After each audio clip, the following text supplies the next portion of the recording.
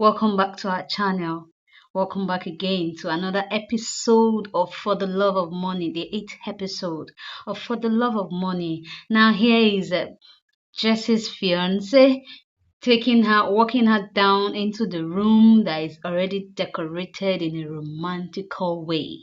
And they just kept going, and he walked her in while he blindfolded her. Then they just walked. Then he stopped and faced her.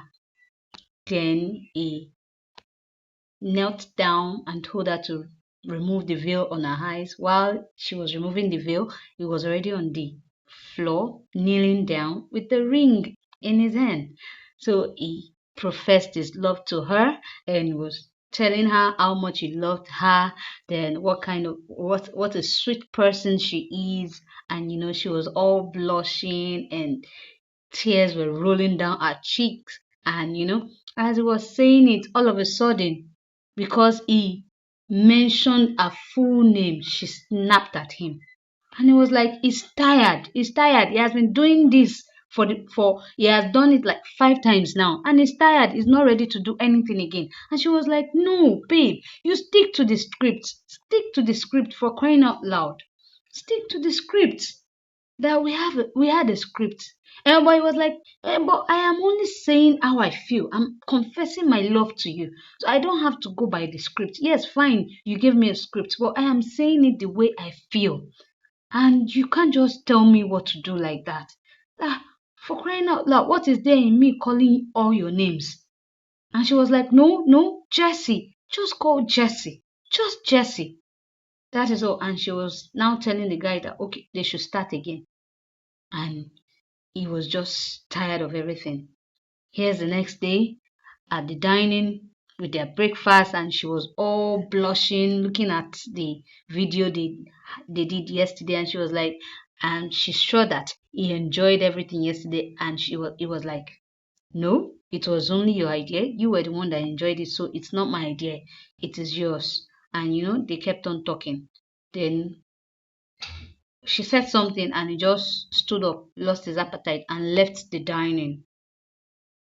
Here is Ife of Lagos. She and her partner, they are inside the room sleeping, and she's looking for a way to get the husband's attention. And she tried touching the husband. The husband kicked her hands away. Then the husband stood up and sat down on the bed. And she sat down, and she was like, why? I'm trying to touch you and you don't want me to touch you. He said, yes, that I want you to stop influencing. I want you to stop influencing, because you doing this influencing now has brought out a side of you that I don't even know. It has brought out a side of you that I don't even know. I don't even know you anymore. A very bad side of you. I don't know you. So I want you to stop influencing. And she was like, no, you can't tell me to stop that. You don't have a say in my life. And it was like, you're telling me that I don't have a say in your life. Why won't I have a say? Am I not your husband? I married you. I pay your bills. I take care of you. And so therefore, I have a say in your life. You can't tell me that. And she was like, no, I only have a say in my life. And you don't have the right to order me or to tell me what to do. You don't have the right to tell me what to do. And he was like, okay, let me tell you. I am giving you 24 hours to choose whether you want to continue to be my wife or you want to be an influencer. Then you go back to your father's house in Owerri. And she was like, is that a threat? He said, no, it is not a threat. It is not a threat. And he turned and went back to sleep. And she was looking at him surprisedly. And here is Patrick's friend. He and Patrick are talking, and Patrick was telling him that he does not even know what is happening again, that he's confused right now. And the friend was asking him that when he told the wife about the divorce, how did she feel? And he was like, the thing broke her. It broke her. And she brought all this. I believe for every home have their own challenges. And we should all learn to handle whatever challenges we face in our home with wisdom. Whatever thing happened between them is at fault. She too, she has her own fault. But they can still work together and make things happen for themselves. That is what I believe. And the friend was like, you guys can still do something about it. And he was like, he does not know. And the friend told him that they need to see a therapist. They need to see a therapist. Yes, they need to see a therapist for them to be able to iron out what exactly is wrong, why their marriage is the way it is. And he was like, he does not know about that. He's just tired of the fact that they kept on fighting. They fight, she nags, and all that. And I was like, you guys need to see a therapist concerning that. Here's Christabel trying to message if you're of Lagos. And she was like, I don't know you, you don't know me. So why do you choose to ruin my life? Why are you doing this to me? And she kept on typing and sending message to Ify of Lagos. And she was waiting for a response. Then she was like, I know you and you know me. I am your fan. I follow you. And she was shocked that I don't know this person, for crying out loud. Why would you say you know me? Why are you hell bent on destroying me? Why? And it kept on like that before she now put a call through to her. And when she put a call through to her, she was like, I don't know you. And if he was like, I know you. I know you. I follow you. And all you could do is you lie. You lie to us on social media. You lie to us. Everything about you is all lies, making us feel that we don't have a say, making us feel bad about our marriage. I know you very well. I follow you. And I even chatted you up. I private chatted you that you should help me, that I needed your help. And you did not turn up. You ignored my message. And it was like, there are a lot of messages on my phone. I cannot read all the messages. And she was like, liar, liar, it's a lie. You saw my message. You just decided to ignore it. But if it is a message for money, you would see everything. She was like, you're lying. She was like, what has my own influencing got to do with yours? What does it got to do with yours? And if your of Lagos was like, it's because you are lying to the media. You are lying to everybody. You are making everybody believe that everything that you were saying are true. Meanwhile, it's all lies. And she was like, I am not begging anybody to believe me. I am not telling anybody to believe me. We all know that social media is not true. And if he was like, I believed you, I trusted you, I follow you. So don't tell me that. Don't tell me that at all. You are ruining people's life. And she was like, please, I don't know you. I don't know you, for crying out loud. Why would you want to destroy my life? I am only doing my job. I am only doing what I do. I am not begging anybody to believe me or to trust whatever thing I'm doing. I am just doing my job. And she was like, stop destroying me. And he was like, since you have chosen to be lying to people, I would not let you. She was telling her her mind. And she was saying her mind. And she was still pleading with her. She was still pleading. And she kept on talking. And if it was talking, and she now told her that, okay, since you are hell bent on destroying my life, don't worry, I am coming for you. And she ended up the call and went upstairs. She went upstairs, and Ify too looked at her phone, and she just said, it is just the beginning. And she went upstairs. Yes, fine. You're a social media influencer. Nobody is saying you cannot do any influencing on social media. You can do it the right part. You can do it in the right path. You can make people learn from you. You can teach people in a good way, not in lies. And here is the mother trying to talk to them that what they did, what the husband did is wrong, that she's not happy with the fact that their home is like this. And the husband was like, she's the one that pushed him to go and cheat. Can you hear that? Nobody push people to do things. Yes, no matter how frustrated you are, no matter how your wife frustrates you, that is not enough for you to cheat on your wife. It's not enough for you to cheat on your wife. And when he said that, she was like, but that doesn't give you the right to cheat on your wife. You won't say because she pushed you into it and you now gave yourself into it. It's wrong. It is wrong. And the wife was just looking. And she was like, Mom, can you hear that? You get.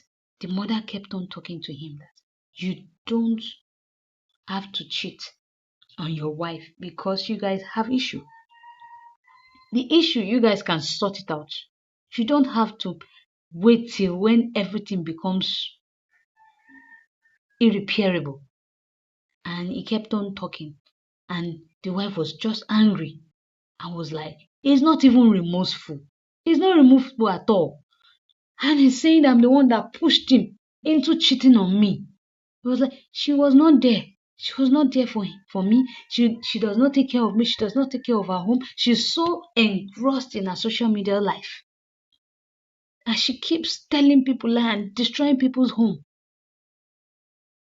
She kept on talking that. Can you hear what he's saying? It's not even remorseful at all. And the mother was listening. And she was pointing and she was talking. She was, my advice is you will not give excuse for your action. Whatever action you do, you are responsible for it. So you take full responsibility. Not you passing the blame on people that it is because this person got me angry or it is because this person did this to me, that is why I did this. No. For every action you take, you must be responsible for it. Take responsibility for it. You took that decision. You were advised. Yes. And it's because you saw that the advice was good and you took the decision to go into it. Nobody pushed you into it. So don't put the blame on people that it is this person or it is because of this that you. No, it's not done. It is not done. Learn to take responsibility for your actions. And she was like, really? Is that what you're saying? Then the mother now said, enough of passing blames to yourself. Enough of passing blames to yourself. And she told him that you have to stop that relationship and make your marriage work. Both of you have to work together. You have to stop your relationship. And it was like, I cannot sack her until she resigns. And she was like, you must sack her. She has to leave. Then she faced her daughter and was like, you are going to stop your social media influencing and face your family. Take care of your home. And I was like, Mom, you are right. That was what the husband said. You are right. Because the social media influencing that she's doing, she's using it, she's just lying and ruining people's life. And the mother was like, who told you that you cannot be a social media influencer and influence people's life positively? Yes, you can influence people's life positively. You can teach people, you can train people and still be an influencer in a good way, not in a bad way, not misleading people. That was what the mother said. And the mother talked and was like, they have to make things work for themselves.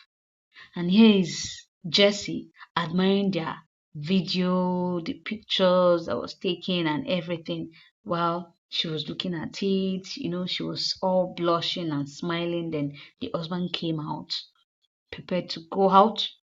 Then he told his fiance that he's going out. And she was like, okay, are you coming back? anytime soon. It was like he's coming back, but he does not know when he's coming back.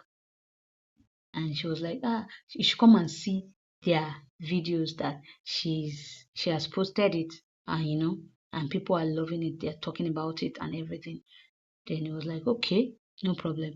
Then while he was about going, she now told him that she's going to announce their engagement.